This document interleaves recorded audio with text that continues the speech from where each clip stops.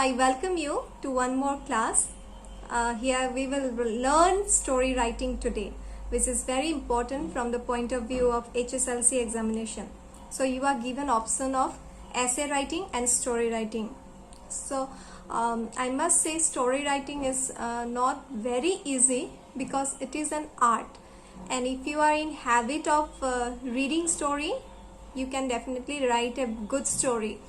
And if you are not in a habit of reading stories also, please go through some stories so that you will know how it is written, how the dialogues are inserted to give it a natural look, how the paragraphs are changed according to the thought. So these things are very important to give a headline, to give a moral. So these things are very important in story writing. And please try to write at least a paragraph every day. It will develop your composition power. The vocabulary, everything will increase. Try to read every day, at least a newspaper. If you read, you can write a good report writing also. And if you are in the habit of writing at least a paragraph every day, it will definitely improve your language. So for story writing, few things you have to keep in mind. So let's see what are the important points for story writing. First is you have to have a clear idea about the plot. So generally in HSLC, the outlines are given. Try to read it once or twice, understand it, make a plot. How will the story unfold? Just a thought in your mind, and then you proceed.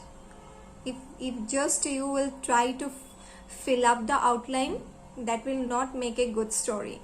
So make a good plot at first, have a clear idea of the plot, and then start writing. Second thing is it should neither be too short nor too long. So a long story nobody will like to read, especially when you are writing for exam point of view. So a very long story is not advisable, neither it should be too short that even the thought will not come out, even the plot will not, even the story will not unfold properly. So it is very important, the length of the story. Then conversation, dialogues between the characters. It gives a natural look, as if it is not a story, it is happening in real life.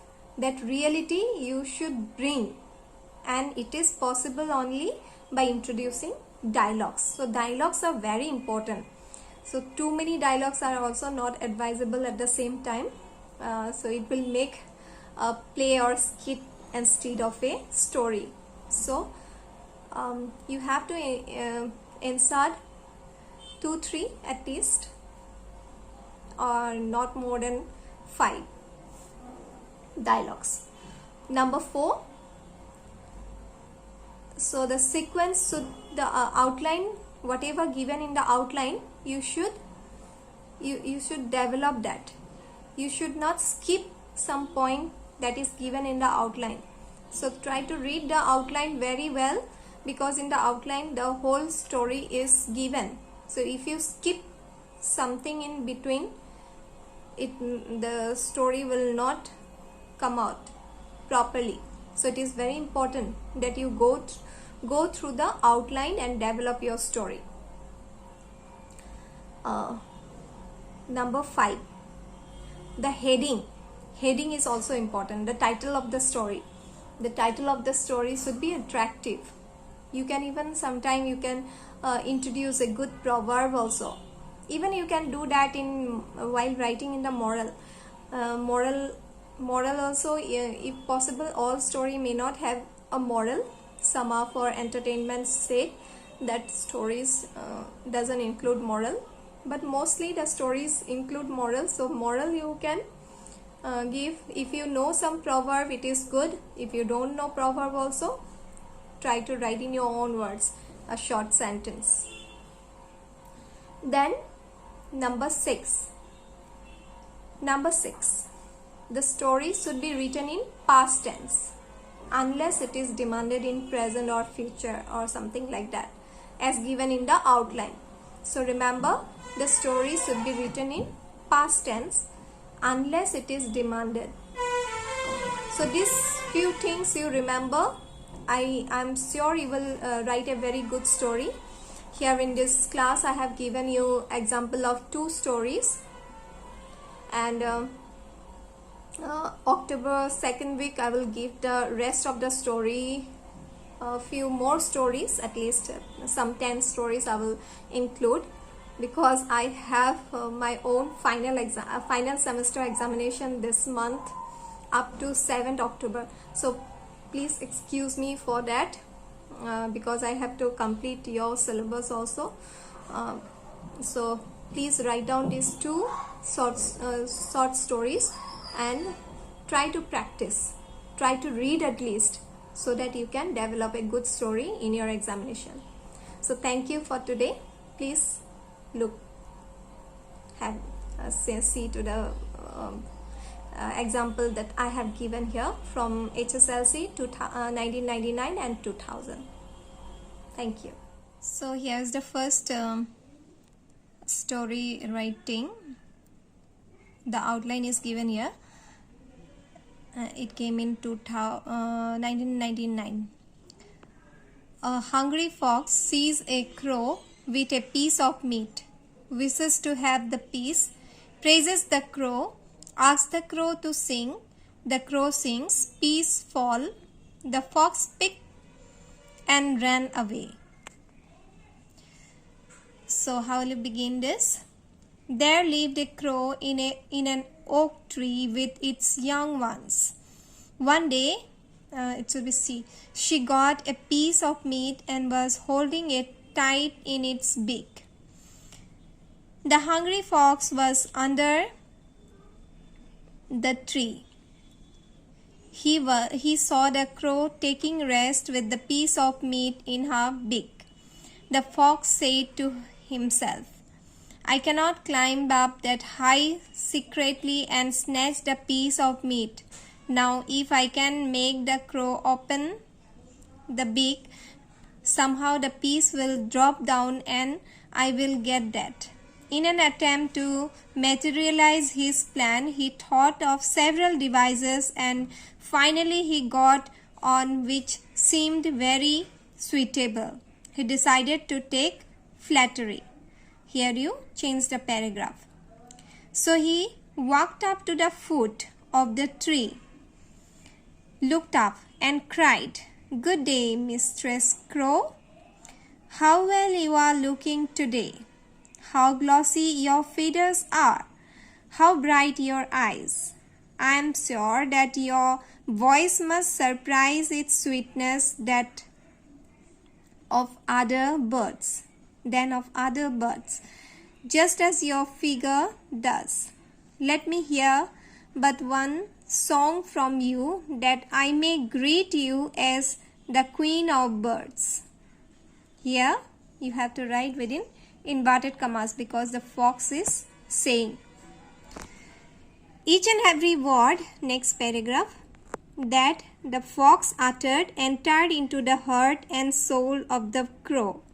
She was overwhelmed with pride. She lifted her head and began to crow her best. But the moment she opened her mouth, the piece of meat fell to the ground only to be snatched by the fox. Within inverted commas again, that will do. That was all I wanted. In exchange for your meat, I will give you a piece of advice, said the fox. Again within inverted commas, your flatterer are your real enemies. So this is how we have ended this story. Second, a young man applies for a post, is told no vacancy. He notices a pin lying near the door, picks it up, proves to be highly careful. He gets a job. HSLC 2000. So how will you begin? It was a sunny morning. Mr. Amlan Saikia, any name you can put, a job seeker, walked up to the hilltop with great excitement. He had to get the job anyhow. Last 4 months he had been in search of a job. The day before, in daily newspaper, he got the advertisement of the said job. That news made him walk to the E-World International office located at the hilltop, skipping his breakfast. What awaited him there was at the hilltop office of an international company was a grand job opportunity he had been looking for. If he managed to get it, his entire life would be prosperous. Mr. Saikia sat there in the waiting room along with 100 other people applying for the same job. There was no guarantee, TEE, this is not LT, for his selection, as many of them were more qualified and experienced than him. But he never gave up his self-confidence, within inverted commas. I have to get this job somehow. I will try to prove my ability, he said to himself. Next paragraph. Finally, his turn for the interview came coincidentally. He was last in the queue. As soon as he entered, he was surprised to know the job vacancy had been already filled by a person who had appeared for the interview just before him. Though he was disheartened, he suppressed his sorrow. As he turned towards the door, he noticed a pin lying there. He picked it carefully and threw in the dustbin. Suddenly, the CEO jumped up off his seat, calling Mr. Saikia. You have been selected for the job. The pin was intentionally kept to test the carefulness of the job seekers. Out of 199 people ignored that. They stopped it without thinking it may harm someone. But only you did join us from only you did. Full stop. Join us from next week. Thanks. So here ends the story. You can give the moral. Experience doesn't matter much, but carefulness matters a lot while seeking a job. Something like that you can give a moral. If you can give your moral according to yourself, just think and give a moral.